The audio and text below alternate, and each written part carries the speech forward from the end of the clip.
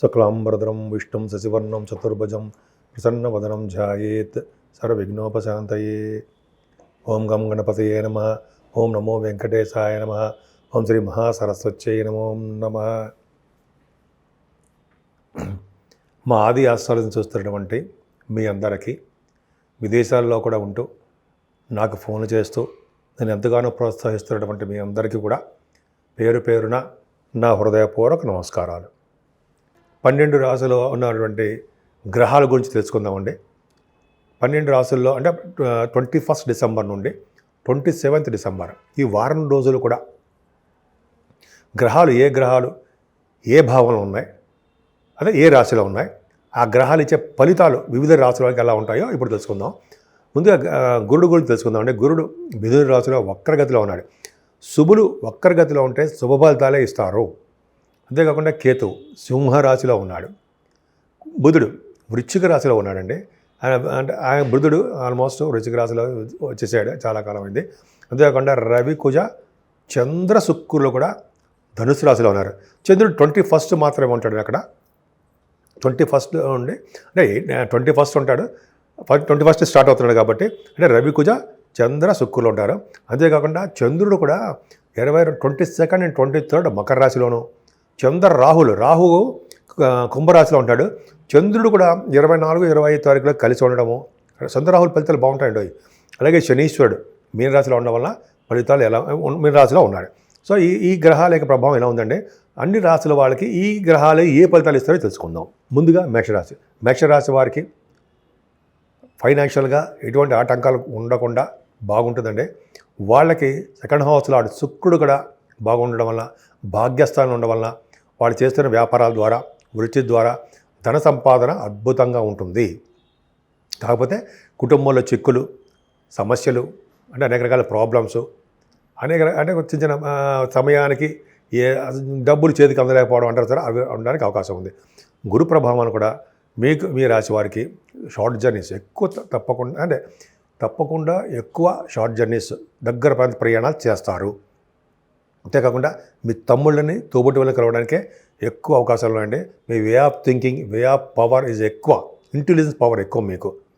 అంతేకాకుండా పనులందు పట్టుదల ఎక్కువ, ధైర్యం ఎక్కువ.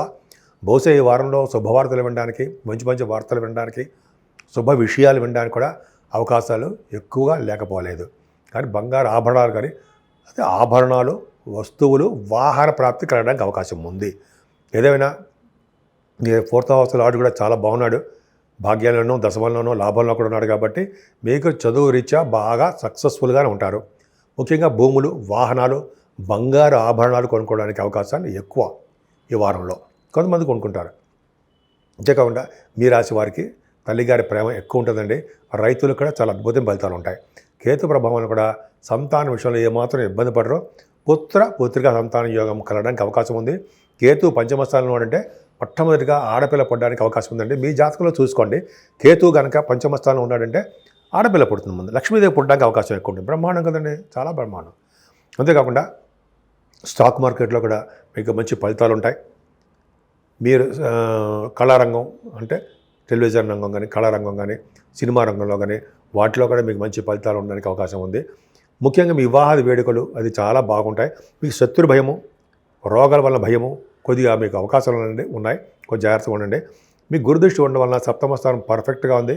భార్యాభర్తలు అనురాగంగా ఉంటారు. ఒకరి పట్ల ఒకరికి అదృష్టం తోడవుతూ ఉంటుంది. అంతేకాకుండా ఇంతకుముందు దగ్గరగా వచ్చిన మ్యాచెస్ అనేవి కుదరలేదు. ఇప్పుడు అన్నీ కూడా వివాహ వేడుకలు, వివాహ సంబంధాలు, వధూవరుల జాతకాలు కలవడము, అలాగే మీరు నచ్చిన వరుడు కానీ వధువు కానీ జరగడానికి అవకాశం ఉంది. అష్టముల బుధుడు గొప్ప అదృష్టమేనండి. విదేశాల నుంచి ధనప్రాప్తి కలగడానికి అవకాశం ఉంటుంది బుధుడి వలన. అలాగే మీరు బుధుడు ఉంటే విదేశాలు వెళ్ళడము, విదేశాల నుంచి ధనప్రాప్తి, గవర్నమెంట్ సంబంధించిన వ్యవహారాల్లో మీరు ఉండడము, ఆయుర్దాయం పెరగడము, అలాగే బుధుడి వలన వివిధ సంఘాలకి నాయకత్వం వహించే అదృష్టం ఉండడము, మంత్రిత్వ శాఖల్లో ఉండడము, అలాగే కీర్తి, ధర్మాచరణ, అలాగే ధనధాన్య సమృద్ధి, సుఖము కలగడానికి అష్టమ స్థానంలో బుధుడు పర్ఫెక్ట్గా ఉన్నాడు.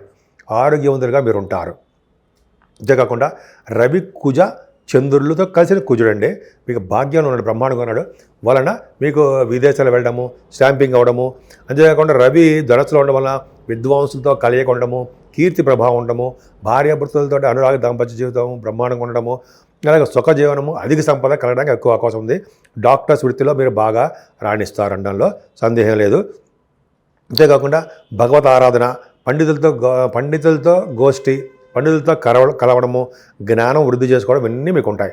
అలాగే ఇంజనీరింగ్ విభాగాల్లోనూ మ్యాథమెటిషియన్స్ గాను, ఆడిటర్స్ గాను, అలాగే డాక్టర్స్ వృత్తిలో ఉండడానికి అవకాశాలు మీకు ఎక్కువ ఉన్నాయి. అది అదృష్టమే. అవకాశాలు వ్యాపారాలు అభివృద్ధి చెందుతుంటాయి. పైగా 23, 24 తారీఖుల్లో 22, 23 కూడా చంద్రుడు ఉండడం వల్ల, దశమస్థానం ఉండడం వల్ల, దశమాత వ్యయభావం ఉండడం వల్ల మీ చేస్తున్న ఉద్యోగాల ద్వారా ప్రయాణాలు ఉంటాయి. 22, 23 కూడా మీకు నచ్చని చోటకి మీరు ట్రాన్స్ఫర్స్ అవ్వడం జరుగుతుంది. కానీ సాఫ్ట్వేర్ రంగ ఉద్యోగస్తులకి, ప్రభుత్వ రంగ సంస్థలు పనిచేసే వారికి కొద్దిగా చిన్న చిన్న ప్రాబ్లమ్స్ రావడానికి అవకాశం ఉంది. చంద్ర రాహులు కలయిక అవయవ సౌష్ఠవం బాగుంటుందండి. భార్య గారి కానీ భర్త గారి కానీ సలహాలు తీసుకుంటారు మీరు. పైగా మీకు బాగా దైవభక్తి ఎక్కువైపోతూ ఉంటుంది. ధన ప్రాప్తి కలుగుతుంది. చంద్రుడితో కలిసిన రాహు మిక్కిలి బలవంతుడు అయిపోతుంటాడు. ఫ్లైట్లో ఎక్కి తిప్పిస్తుంటాడు. విదేశ పర్యటన ఉంటుంది. అలాగే కొంతమందికి చదువు రీత్యా విదేశాలు వెళ్తుంటారు, షూటింగ్ రీత్యా వెళ్తుంటారు. అలాగే తీర్థయాత్రలు తీర్థయాత్రలు చేస్తూ ఉంటారు. అంటే సడన్గా గుర్తు రావడానికి అవకాశం తక్కువ ఉంటుంది ఒకప్పుడు. ఎందుకంటే రాహు యొక్క ప్రభావం చెప్పేటప్పుడు కొన్ని సందర్భాల్లో మనం మర్చిపోతూ ఉంటాం. కానీ రాహు ప్రభావం వల్ల కూడా తీర్థయాత్రలు అమ్మవారి దర్శనాలు చేసుకుంటారు. శనీశ్వరుడు వలన పండితుడు అంటారు. శనీశ్వరుడు పండితుడు బాగుంటే పండితుడు, మంచి నాలెడ్జ్ పర్సన్ అంటాం. మీ కార్యాలు మీరే చూసుకునే వారుగా ఉంటారు. కాబట్టి మీ జాతకంలో శనీశ్వరుడు యొక్క ప్రభావం ఉంది కాబట్టి నీటి వల్ల ప్రమాదం ఉండడానికి అవకాశం ఉంది. నేను మీ వాడ్రేవ్ ఆదినారాయణరావు శర్మ. మీ జాతకాలు తెలుసుకోవాలనుకుంటే మీ date of birth, time of birth, place of birth ఉంటే చాలండి. మా ఆది ఆస్ట్రాలజీ తరఫు నుంచి నేను వాడ్రేవ్ ఆదినారాయణరావు శర్మ అని మీకు బాగా తెలుస్తుంది. నేనే ఈ జాతకాలన్నీ కూడా చూస్తుంటాను. అలాగే మ్యాచ్ మేకింగ్, వధూవరుల యొక్క జాతకాలు కూడా పరిశీలన మన దగ్గర జరుగుతుందండి. అంతేకాకుండా వాస్తు సంబంధించినటువంటి దోషాలు ఏమైనా ఉన్నా, సమస్యలు ఏమన్నా కూడా నేను రెక్టిఫై చేస్తుంటాను, చెప్తూ ఉంటాను. అలాగే అనేక రకాల మంచి ముహూర్తాలు, అంటే వివాహ ముహూర్తాలు కానీ, అలాగే కొంతమందికి గృహప్రవేశ ముహూర్తాలు అనుకుంటూ ఉంటాను. అటువంటి ముహూర్తాలన్నీ కూడా మన ఆది ఆస్ట్రాలజీ తరఫు నుంచి నేను పెడుతూ ఉంటాను. ఆల్మోస్ట్ విదేశాల నుంచి కూడా చేస్తూ ఉంటారు. నేను cost accountant, at the same time astrologer కూడా. అంటే 25 సంవత్సరాల పై నుంచి 30 సంవత్సరాల పైన నాకు అనుభవం ఉంది. విద్య గ్రేట్ ఏం కాదండి, ఇంకా నేర్చుకుంటూనే ఉంటాను నేను. సో ఈ విద్య ఇలా ఉంటుంది. సరే, అది పక్కన పెడితే ఇప్పుడు మనం అంటే 12 రాశుల వారికి కూడా, అంటే మేషరాశి నుండి మీనరాశి వారి వరకు కూడా ఈ నెలలో చేసుకోవాల్సిన పూజలు, పరిష్కార మార్గాలు గురించి చెప్దామండి. ముఖ్యంగా రాహు వలన, కేతు వలన, శనీశ్వరుడు వలన, అలాగే కొన్ని గ్రహాల వలన కూడా చాలా మటుకు దోషాలు వస్తూ ఉంటాయి. అవన్నీ భయంకరమైన దోషాలు, చంపేస్తారని ఏం కాదండి. మనుషులేం చంపరు ఎవరు కూడా. కాకపోతే చిన్న దోషాలు ఇస్తారు. కానీ పరిష్కార మార్గాలు కూడా మనం చెప్పుకోవచ్చు, తప్పదు ప్రాబ్లం అనేది. సపోజ్ మన కేతు ఉన్నాడు. కేతు అష్టమ స్థానంలో ఉన్నప్పటికీ, లేదా 12వ భావంలో ఉన్న చిన్న దోషాలు ఇస్తాడు అనుకుంటాం కదా మనం. పంచమ స్థానంలో ఉన్నా కూడా, పంచమ స్థానంలో మంచి చేస్తాడు కానీ, బట్ అష్టమంలోనూ 12వ భావంలోనూ దోషకారకుడు. సో కేతు వలన మనం గణపతి ఆరాధన చేసుకున్నా, గణపతి వారిని పూజించుకున్నా, ప్రతి నెల కూడా పౌర్ణమి వెళ్ళినటువంటి చవితి, సంకటహర చతుర్థి అంటాం.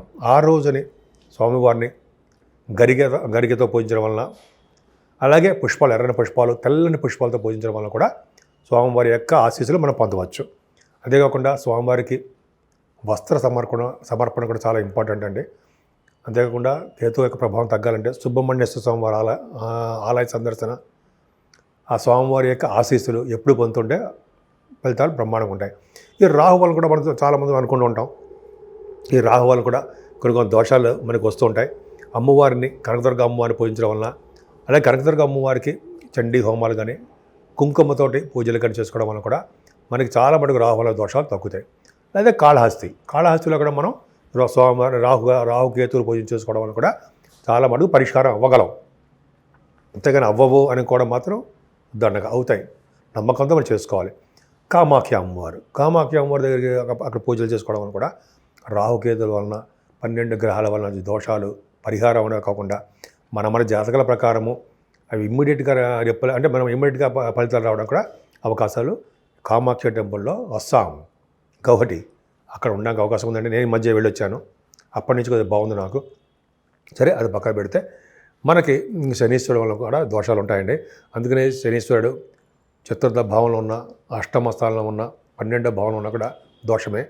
సో కాబట్టి మనం అంటే ఎవరైతే వాళ్ళకి అందరికీ కూడా 7 శనివారాలు స్వామివారిని తైలాభిషేకాలు చేయించుకోవడం వలన, పూజ చేయడం వలన, అంతేకాకుండా స్వామివారి దగ్గర దీపారాధన చేయడం వలన, స్వామివారు అంటే శనీశ్వరుడు చేయడం వలన, 11 ప్రదక్షిణాలు ఆంజనేయ స్వామివారి చుట్టూ తిరగడం వలన, స్వామివారికి వడమాల సమర్పించడం వలన, అంతేకాకుండా విష్ణువుని ఆరాధించడం వలన, వెంకటేశ్వర స్వామి దగ్గర దీపారాధన చేయడం వలన, ముఖ్యంగా శివాభిషేకాలు చేసుకోవడం వలన కూడా శనీశ్వరుడు వల్ల వచ్చే దోషాలు పోతాయండి. ముఖ్యంగా పార్వతీ అమ్మవారిని పూజించడం విశేషమైన సౌఫలితాలు ఇచ్చి తీరుతారు. ఎందుకంటే అమ్మవారికి ఆధీనంలోనే 9 గ్రహాలు ఉంటాయి కాబట్టి ఖచ్చితంగా మంచి యోగాలే ఇస్తాయి.